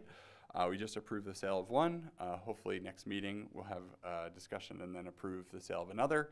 But that allows the city to come into possession of a sizable chunk of money that we otherwise didn't have. And I was thinking that, again, these sales came from the intention to revitalize and provide economic benefits to our downtown. I would love to see that money be used in the exact same way. I think it would be great if we could either set them aside in some way to use to purchase maybe other blighted properties to then fix and then resell after maybe acquiring grants to fix up and do stuff with. So I know one that I can think of off the top of my head that is right next door to the property we just approved for sale tonight. The BP would love to see us get rid of that and put that property to use. So if there's any way that we can use this money to purchase that, clean the site up, and then resell the property to be able to be redeveloped, I would be a big fan of that. Possible other properties exist out there. It does not have to be that one, but I think that that would be I think that would be a good use of those funds. And that's all I have to say. Thanks. Thank you, Councilor. At-large Councilor, Councilor Cameron. Thank you, Your Honor. I would just like to thank all the festival volunteers. This past weekend was our big event, the 41st year. Friday night was a huge success, and Saturday not so much with the rain, but it takes a lot of work to go into the festival, so those people who showed up, came out and supported it, thank you for your support. It's greatly appreciated. And I would also like to do a shout out to Public Works. Anytime I've had a concern about either at the dog park with the bowls or over at Willem Pond with the boards coming up, they've always taken everything to heart and gone right out and taken care of it. So I just want to say thank you. We've still got to come up with a plan for those boards. Now there's a whole bunch of them that are missing, and Fenway almost fell through today, but I grabbed him, so he was okay. And I stepped on one, and it was like, whoa. So it might need another quick look at, but thank you for your attention to it. I appreciate it. Thank you, Councilor. At-large Councilor, Councilor Messier. Thanks, sir. Finally, the solar, and I know we still have a process to go through, but finally, we might get something done there. And again, under the finally, the former police station, thank you, sir. I wish you nothing but the best. Hopefully, the process will get through. The Chinburg project, it's amazing that that's the project that's coming in front of us. I can remember sitting in here having a presentation from Stratford Regional Planning or something, consultants, about how wonderful it would be to just subdivide it, sell house lots, you're going to make this amount of money and this and that. And lo and behold, that hasn't come through. What we have is a 4-story, 250 apartment. I don't know as I can support that. I'd prefer to just keep it if that's it. I'm going to have some questions. I mean, it's amazing that a gentleman paid $200,000 for a small postage stamp lot in a building, and a project, Mr. Chinburg, is going to pay $200,000 for all that property, where we're going to have to get on board to assist to clean up the project, tear the buildings down, everything that any other individual would probably have to pay to do themselves. And I hear about the amenities on this project. Those amenities are only going to be used by the residents of that project. So, I most likely won't be supporting that. I have questions that I will put in writing. I mean, impact fees. This gentleman's probably going to have to pay per bedroom for an impact. But yet, Chinburg Properties, because lo and behold, we want to sell that property, and that we're going to possibly waive that. I'm assuming that's what the impact fees are. That's the ones that most other developers are charged. The tax finance increment, one of my questions will be, what is that amount? Because I would hope that this council wants to make an informed decision on what we're giving for the tax credits and how long. Because most likely, if it's for 5 years, the developer will do it, and then he'll sell that project because that's the statute of limitations, and the next person will have to pay the higher taxes. So there's a lot of questions on the Chinburg project, and I am by no means ready to support that. If Mr. Chinburg really wants to do a project, I thought he was going to do the El Cara GE. And then I'd be amenable to waiving, because that enhances our downtown and fixes something downtown, meaning getting people in for shops and that. I don't know what that project's gonna do for that that neighborhood that has more houses than large apartment complexes. So, you can hear from my comments that I have some concerns, and we will deal with them later. Thank you. Councilor Michoud moves that the city council stand in adjournment, seconded by Councilor Cameron. The question for the council is on adjournment. All those in favor, please state by saying aye. Aye. All those opposed, no. The ayes appear to have it. The ayes have it. The city council stands adjourned.